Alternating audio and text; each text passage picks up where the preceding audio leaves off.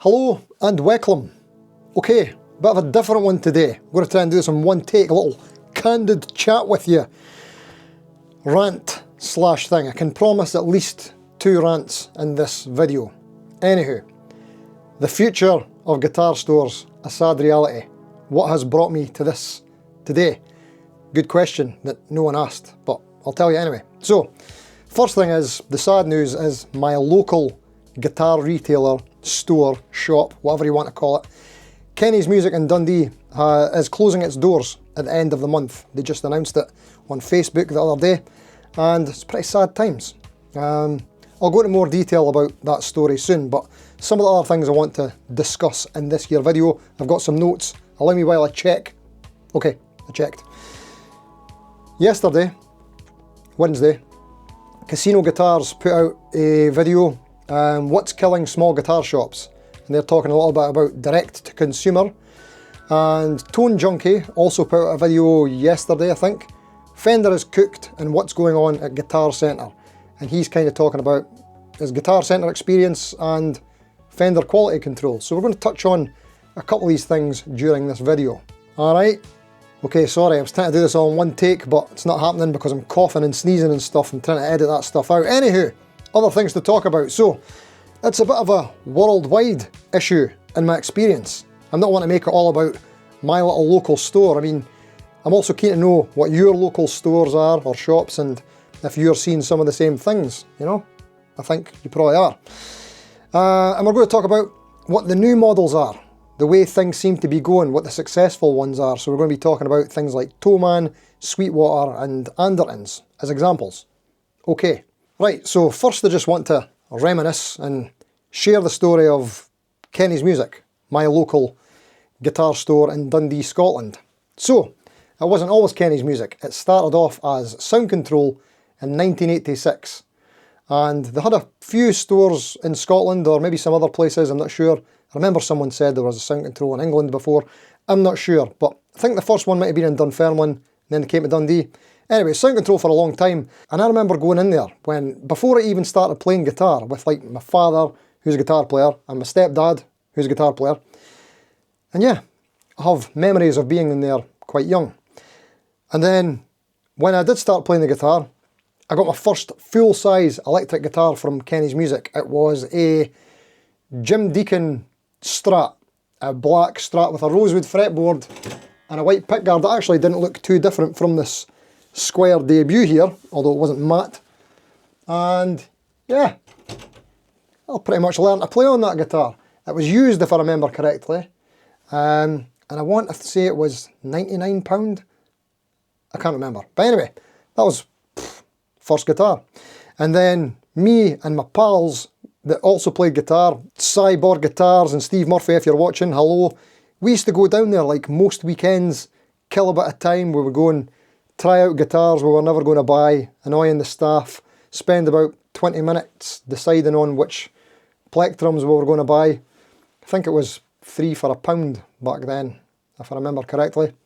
But yeah, good times. I even remember recruiting band members or joining bands from the shops, like wanted ads, notice board thing. So yeah, that was fun times, and it's a shame. It feels like our generation, like around my age, and maybe the generation after, might be the last ones to get to experience that kind of close-knit musician guitar community like it was back then.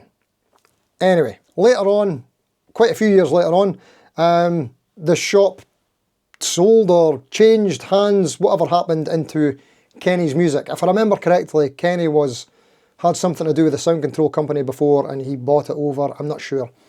But anywho, Kenny's Music is what it became, and I'd been going there since I was like 14, all the way through. I had a good pal of mine. Is anyone familiar with Coco's Basement Bass Tuition channel?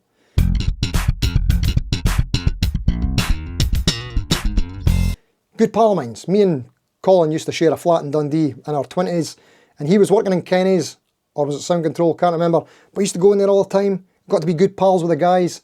Another good pal of mine, my best pal, Benjo, he worked in Sound Control for a bit, or Kenny's, I can't remember, but anyway, the whole time I've always been going there, buying stuff and using the tech services. Rod Vaughan from RV Guitar Repairs, he's been teching my guitars probably longer than he can even remember, because I would have been just like a wee spotty, long-haired kid going in, wanting DiMarzio pickups, putting my Ibanez RG, and I've actually got a Starcaster in with Rod now. So, yeah, sad times. Yeah, so not only did Sound Control / Kenny's kind of help me in my playing journey with that first full-size electric guitar, but as I kind of kept going in over the years and getting as a more established musician, I eventually started teaching, and Kenny's used to send me pupils. They used to recommend my teaching to people. That was very cool of them. And even most recently, they've been helping support this channel. I don't know if you've seen any of the videos previously, but they've been loaning me gear to show you guys. Like, you might have seen some videos recently, if you're familiar with this channel. If you're not, like or something, anyway, forget that. Yeah, so they've loaned me like a Squier Starcasters, the Fender Player 2. I managed to get in the Fender Player 2 pretty early because of Kenny's jet guitars, and I've managed to use a lot of these for doing shootouts and things like that, so they've just been massively accommodating and very supportive. And I've been over the moon about it, because like I say, I've been going there forever. But unfortunately, now they're closing down the Dundee store, which is my local one. But all is not completely lost with the business. They still have 3 stores that are remaining open. They've got a shop in Glasgow, one in Dunfermline and one in Aberdeen.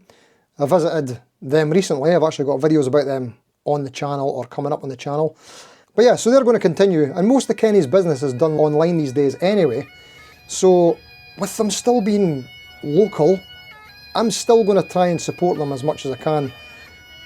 Maybe better than I did before, if I can, because look what happens. And you know what? I'm at fault and just as guilty as anyone else. I'm a total hypocrite. I have bought online, lots. I have even bought direct to consumer, because to be honest, it's a cutthroat business when it comes to finding the best price. Or maybe that's just a Scottish thing. We do have a reputation. But I do have to say, I've made some great pals with the guys in there over the years, and I'm going to be sad to see them go. And I'm definitely going to be sad to see the shop go. So I'm sure people out there can relate. You might have had a shop that you went to for a long time that's no longer there, because places are struggling to survive, you know? Right, so listen, huge thanks to Kenny's Music and Sound Control, all staff, past and present, who've just been awesome, helped me out, especially more recently. And yeah, like I say, I'm going to be sad to see it all go, and in Dundee anyway. And I wish you all the best for the future.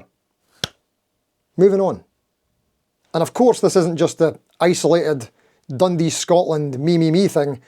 It's happening all over. Like in the Casino Guitars video, they were talking about a store that they know in America. Same thing's happened recently. What was it, Sam Ash last year? Big chain, gone. And then, even when I was in China last year, in October, I've got a load of videos on the channel from my sort of tours of guitar shops in Beijing. Check them out if you like. But over there they've got like a guitar street, 50 shops of music instrument shops, a lot of them guitar shops. I did a tour of the whole street, you could check out if you want. But I'd heard while I was there in Beijing that there was a guitar street too. There was another street that had a lot of shops as well. So we went and visited it, and there was only one left. And we went in and they told us that most of the other ones didn't survive after the pandemic, and a lot of them moved to Guitar Street 1, so we maybe got to see them anyway. But yeah, it seems to be a global issue. So where are you at? You watching right now? Where is your local store? Is there one you've been going to for a lot of years? Is it still open? Let me know about it in the comments. And obviously this is affecting all sectors. It's not just guitar, music retailers. I mean, my high street in Dundee, Scotland probably looks a lot like most other high streets across the UK just now. Greggs, Bookies, Home Bargains, McDonald's, Sports Direct. I remember to visit Dundee Okay, there's more than that, but charity shops, that kind of thing. You get the idea. Right, so let's have a look at some of the more successful, bigger operations and what they're doing that's a sign of how things are going, I think. So the examples we're going to use are Thomann, Sweetwater and Anderton's. So the three of them have got three things in common. One is they've only got one physical store each, but it's like a mega store. Like, I think Thomann's is the biggest, maybe it's Sweetwater. I've never been to either. So yeah, they've got massive stores. And then the second thing is they've got even bigger warehouses. So it's basically small store, massive warehouse. And then the third thing is they've got huge social media followings. So whether that's YouTube, Instagram, Facebook, whatever, that's the three things that seem to be working and replacing the traditional methods of going physically into a store and buying. So with the YouTube channels, for example, let's look at Anderton's. I think they do this the best.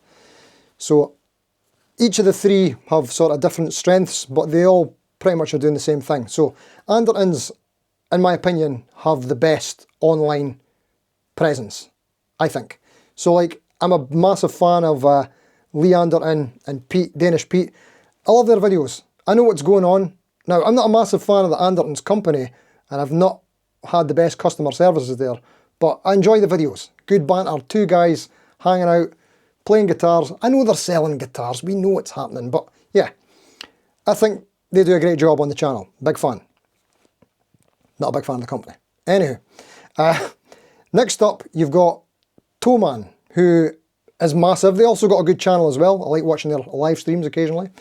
But yeah, what they've got going on is they've got their own brand, the Harley Benton, for us guitar players anyway, and that is basically their version of direct to consumer, yeah?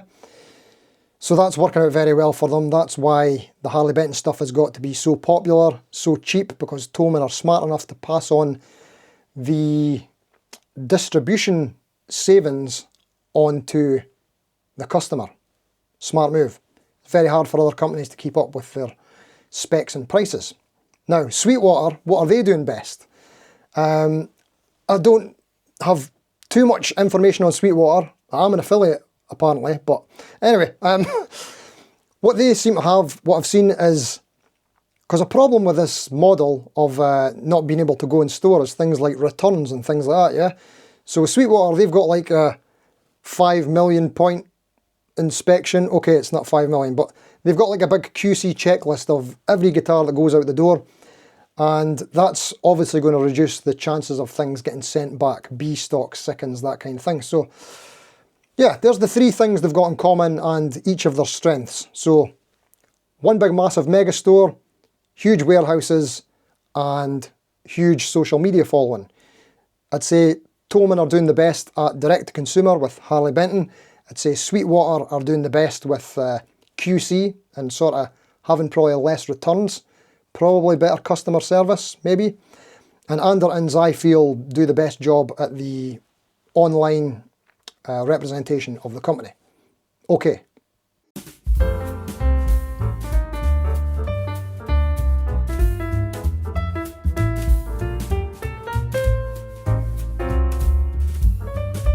So, for these smaller operations like, well, Kenny's Music, for example, or anything kind of on the way up to the big three that I mentioned there, maybe there's other bigger ones that, like Bax Music, Gear for Music, I think they're big as well.